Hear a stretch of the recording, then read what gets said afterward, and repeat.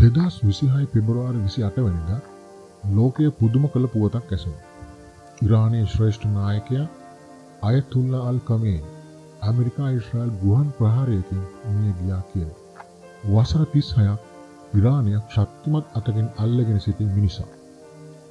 මැද පෙරදිග දේශපාලනය වෙනස් කළ බටහිර ලෝකයට අභියෝග කළ ඒ වගේම ආගම බලය සහ විප්ලවය එකට ගැලපු එකම නායකයෙක්. ඔහු තමයි අයතුල්ලා අලි කමේනි. ඉරානයේ අධ්‍යාත්මික 나යකයා. නමුත් ඔහු කොහොමද මේ බලයට ආවේ? ඇයි බටහිර ලෝකයේ ඔහුට බය වෙන්නේ?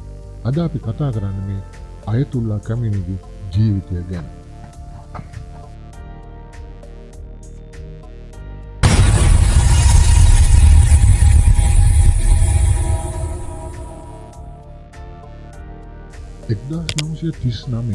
අප්‍රේල් 19 වෙනිදා ඉරානයේ ඊශාන දිග ප්‍රදේශයේ ශුද්ධ නගරයක් වන මෂ්හාද් කියන නගරයේ ඉස්ලාමීය දේශපාලන ක්‍රියාකාරිකයෙකුගේ පුතෙකු ලෙස කමේනි උපත ලබනවා.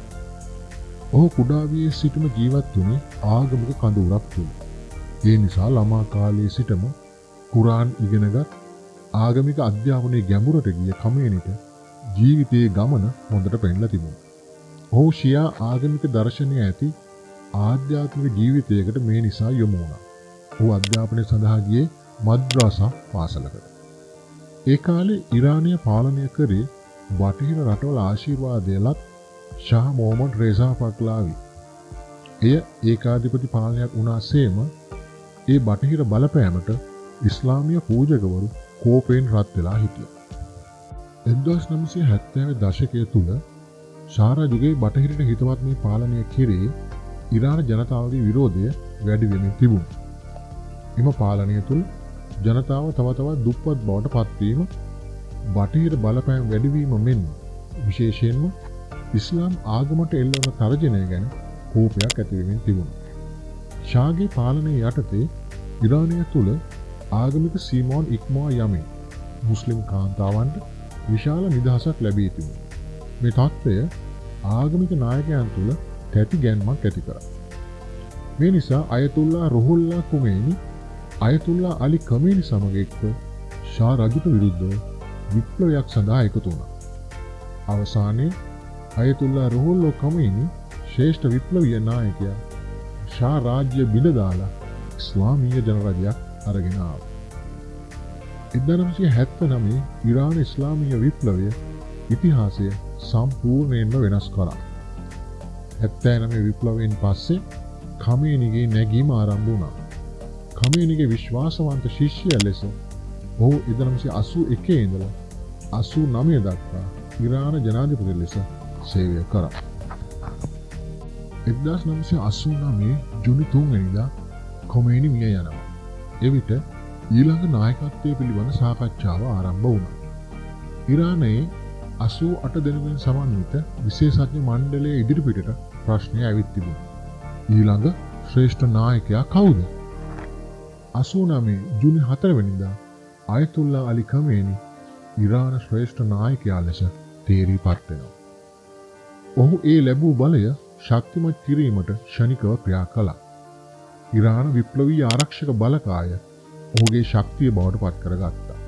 ශ්‍රේෂ්ඨ නායකයා ලෙස ඔහු ජනාධිපතිවරයාටත් ඉහළින් හමුදාවේ ව්‍යවස්ථාදායකී අධිකරණයේ යන සියල්ලේ ශ්‍රේෂ්ඨ බලය ඔහු සතු කරගත්තා. ඉන්පස්සේ ඉරානය ආගමික රාජ්‍යයක් හා යන ගමන ආරම්භ වුණා. කමේනි විශ්වාස කරන දේශපාලන මූලධර්මය තමයි ආගමික විද්වතෙක් රට පාලනය කළ යුතුයි යන්නේ. ඒ නිසා රජයට ඉහළින් ආගමික නායකයා සිටිය යුතුයි. ජනතා මතයට වඩා ආගමික නීතිය බලවත් විය යුතුයි යන්නේ කමේනිගේ අදහසයි. මෙය ජනතා අයිතිවාසිකම් සීමා වීමට ප්‍රධාන හේතුවක් වුණා. කමේනිගේ පාලනය යටතේ කාන්තාවන් සඳහා පෙර තිබූ නිදහස අහෝසි වුණා කිව්වොත් නිවැරදි. ඒ අනුව කාන්තාවන්ට හිජාබ් පැළඳවීම අනිවාර්ය කරා. රජයට එරෙහිව විරෝධය පෑම අපරාධයක් ලෙස තමයි සැලකුවේ. ඒ වගේම සමාජ නිදහසත් විශාල ලෙස සීමිත කරා. ඉරානය ෂියා ඉස්ලාම් රාජ්‍යයක් ලෙසයි හඳුන්වන්නේ. ඒ නිසා අනිකුත් නිකායන්ට සීමාවන් තිබුණා. රැකියා හෝ රජයේ තනතුරු සඳහා ආගමික පසුබිම පිළිබඳ සොයා බැලුවා.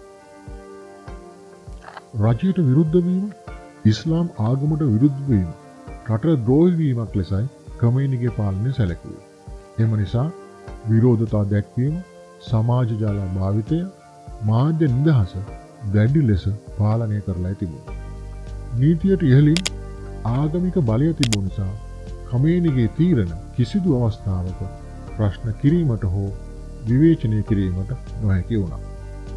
ජනතා නිදහස සීග්‍රයෙන් හකුලා ගියා. 2021 දී මග්සා අමීනි නම් 22 වැනි තරුණියක ඉරාන ආගමික පොලිසිය අතින් මිය යාම නිසා රට පුරා විරෝධතා ඇති වුණා. මේ සිද්ධිය ලොව පුරා අවධානයටත් යොමු වුණා. කෙසේ වෙතත් ඇම්නස්ටි ඉන්ටර්නැෂනල් ආයතනය වාර්තා කරන්නේ 2025 දී පමණක් ඝාතන 1000 ඉක්මවා ගිය බවයි. ඒ වගේම 2025 දෙසැම්බර් සහ 2026 ජනවාරි අතර සිදු වූ ජනතා නැගිටීමේදී 7000කට අධික පිරිසක් ඝාතනය වුණ බවත් වාර්තා වෙනවා. නමුත් ඔහුට සහාය දෙන අය කියන්නේ මෙන්න මෙහෙම දෙයක්. සාධාරණව බැලුවොත් ඔහු ඉරානය බටහිර සංස්කෘතික විනාශයෙන් රැකගත්තා. ඒ වගේම ආගමික හැඳුනුම ආරක්ෂා කළා. ඒ වගේම රට එකතු කරලා තියාගත්තා. ඒ නිසා සමහර ඔව්ව ආගමික රක්ෂකයා ලෙස හඳුන්වනවා. අයතුල්ලා අලි ඛමේනි බටහිර රටවල් දැක්කේ ඉරානය සංස්කෘතික වශයෙන් විනාශ කිරීමට එන බලවේග ලෙස. ඇමරිකාව එහිදී ප්‍රධාන සතුරා ලෙසත්, ඊශ්‍රායලයේ නීති විරෝධී රාජ්‍යයක් ලෙසත් ඛමේනි විසින් සලකනු ලැබුවා. ඔහු විශ්වාස කරේ ඉරානය තමන්ගේම මාර්ගයේ යා යුතුයි කියලා. ඒ නිසා ඇමරිකානු ඇතුළු රටවල් ඉරානයට කෙතරම් ආර්ථික සම්බාධක පැනුවත් ඔහු පසුබැස්සේ නැහැ. ඒ වගේම ඔහු ඉරානය යුදමය අතින් ශක්තිමත් කරා. ඉරාන ඉරාක යුද්ධයේදී ඉරානයට අවි ලබා ගැනීම අපහසු කාර්යයක් වුණා.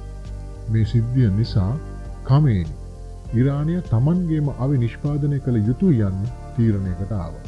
ඒ අනුව ඉරාන විප්ලවීය ආරක්ෂක බලකාය ශක්තිමත් කරා. 1998-2005 කාල සීමාවේදී ඉරානය මිසයිල් නිෂ්පාදනයට මුල පුරනවා. එහිදී ඔවුන් ශෙබාබ් 1, ශෙබාබ් 2 සහ ශෙබාබ් 3 ලෙස විවිධ පරාසවල මිසයිල් නිපදවනවා. මේවට කිලෝමීටර් 2000ක් දක්වා ගමන් කළ හැකියි. ඒ කියන්නේ ඊශ්‍රායලයේ නගරවලට ප්‍රහාර එල්ල කිරීමට හැකියි. මේ එක්කම ඉරානය මිසයිල් බලවන්තයෙක් වුණා. ඒ වගේම ඛමේනි නාස්තික බෝම්බයක් තැනීමේ වැඩසටහනක් පවා ඉතා රහසිගතව ආරම්භ කරා. ඒ 2003-2010 කාල සීමාවේදී. නමුත් ඔවුන් එහි කෙතරම් දුර ආවාද යන්න අදටත් ගැටලුවක්. ඒට හේතුව ඊශ්‍රායලයේ කීප වරක්ම ඉරානයේ නාස්තික පහසුකම් වලට ගුවන් ප්‍රහාර එල්ල කරපු නිසා. ඒ වගේම අතිනවීන ඩ්‍රෝන් යාන මෙන්ම සයිබර් යුද්ධය සඳහාද ඛමේනි ඉරානය සූදානම් කරලා තිබුණා. ඛමේනිගේ තවත් යුදෝපායක් තමයි ප්‍රොක්සි යුද්ධය. මේ සඳහා ඉරානය ඍජුව යුද්ධයක් සඳහා නොයන අතර පරිවාර කණ්ඩායම් ඒ සඳහා යොදාගත්තා. උදාහරණ ලෙස ලෙබනනයේ හිස්බුල්ලා කණ්ඩායම, සිරියාවේ අසාද් රජයට සහාය දැක්වීම, ඉරාකයේ ජියා මිලිටරි කණ්ඩායම් සහ යෙමනයේ හවුති කණ්ඩායම පෙන්වා දෙන්න පුළුවන්. ඒ වයින් ප්‍රතිඵල වුණේ ඉරානය යුද්ධ නොකර මුළු මැද පෙරදිගම බලපෑමට යටත් කරගත්තා. කෙසේ වෙතත් අල් ඛමේනි ඇමරිකා ඊශ්‍රායල් ඒකාබද්ධ ප්‍රහාරයකදී මිය යනවා. ඒ කියන්නේ වසර 36ක පාලනය අවසන් වුණා. ඒ දිනය තමයි 2026 පෙබරවාරි 28. අයතුල්ලා අල් ඛමේනි සමහරුන්ට ආගම රැකගත් නායකයෙක්. තවත් සමහරුන්ට භීතිකාවෙන් රට පාලනය කර දඩයම්කාරයෙක්. නමුත් එක දෙයක් නම් නිශ්චිතයි.